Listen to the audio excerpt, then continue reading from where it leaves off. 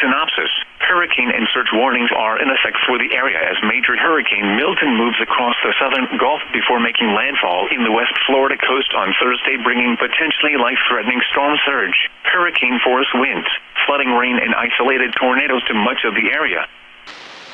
Life-threatening flash flooding likely north of Milton Center. Hurricane preparations should be rushed to completion now. New information, current watches and warnings. A storm surge warning and hurricane warning are in effect for coastal Volusia, northern Brevard Barrier Islands, and southern Brevard Barrier Islands. A hurricane warning is in effect for coastal Indian River, coastal St. Lucie, inland Indian River, inland northern Brevard, inland St. Lucie, inland southern Brevard, inland Volusia, mainland northern Brevard, mainland southern Brevard, northern Lake, Okeechobee, Orange, Osceola, Seminole, and southern Lake. A tropical storm warning and hurricane watch are in effect for coastal Martin and inland Martin. Situation overview. As of 5 p.m., major hurricane Milton was located in the south-central Gulf of Mexico just north of the Yucatan Peninsula. Milton has picked up forward momentum and is moving to the east-northeast at around 9 miles per hour, and has strengthened again and is an extremely dangerous Category 5 hurricane with maximum sustained winds of 165 miles per hour and minimum central pressure of 918 millibars. Milton will continue moving northeast across the southeastern Gulf of Mexico tonight and Wednesday. Milton is forecast to make landfall along the Florida west coast late Wednesday night, crossing the eastern side of the peninsula Thursday morning and afternoon, then moving offshore into the Atlantic. There will be multiple, significant hazards as Milton moves over east-central Florida. Hurricane warnings have been issued for Okeechobee and St. Lucie counties, and a tropical storm warnings has been issued for Martin County. A hurricane watch has also been issued for Martin County. All other east-central Florida counties remain under hurricane warnings. Final preparations should be rushed to completion by early Wednesday morning before conditions deteriorate. Wind outer rain bands from Hurricane Milton are expected to arrive on Wednesday. Wednesday night into Thursday morning, winds will strengthen to tropical storm force with gusts to hurricane force along Milton's path, with a swath of sustained hurricane force winds possible near the center of the storm. These winds will knock down trees and power lines, leading to power outages. All East Central Florida residents and visitors should be in a safe shelter before conditions become hazardous. Heavy rain ahead of Milton. Deep moisture and onshore flow will continue the potential for heavy rainfall tonight, with the highest risk for flooding along the coast. Rainfall directly associated with Hurricane Milton will increase in coverage and intensity through the day Wednesday and into the night as rain bands reach east-central Florida. Significant rainfall and flash flooding potential will develop into Thursday morning, especially near and along the I-4 corridor and the greater Orlando area.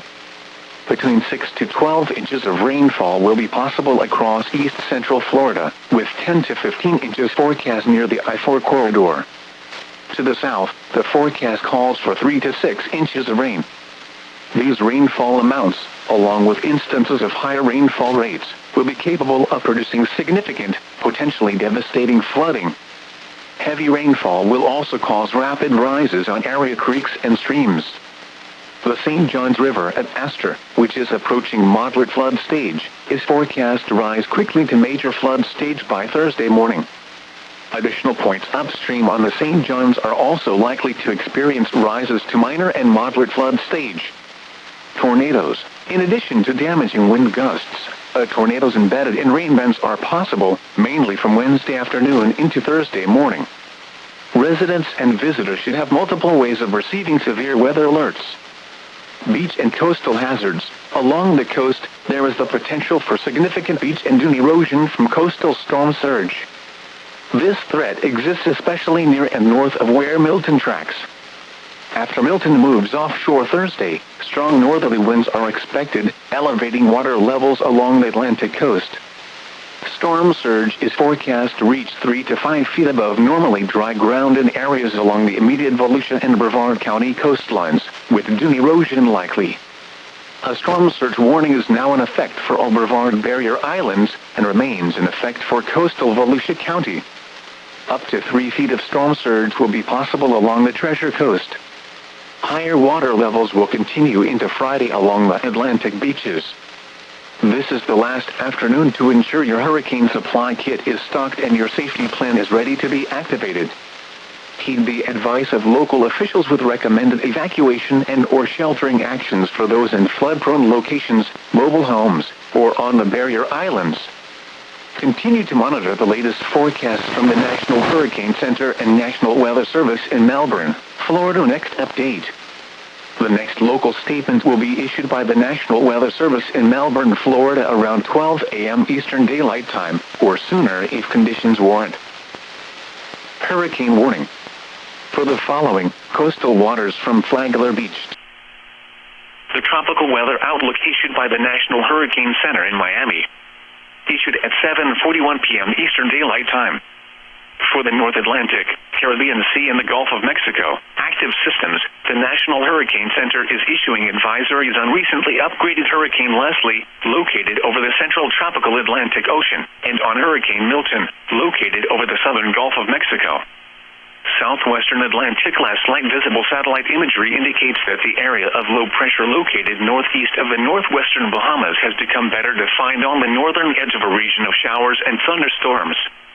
The system is already producing gale force winds, but environmental conditions appear only marginally favorable for additional tropical or subtropical development over the next day or so while the low moves northeastward to east-northeastward at around 15 miles an hour.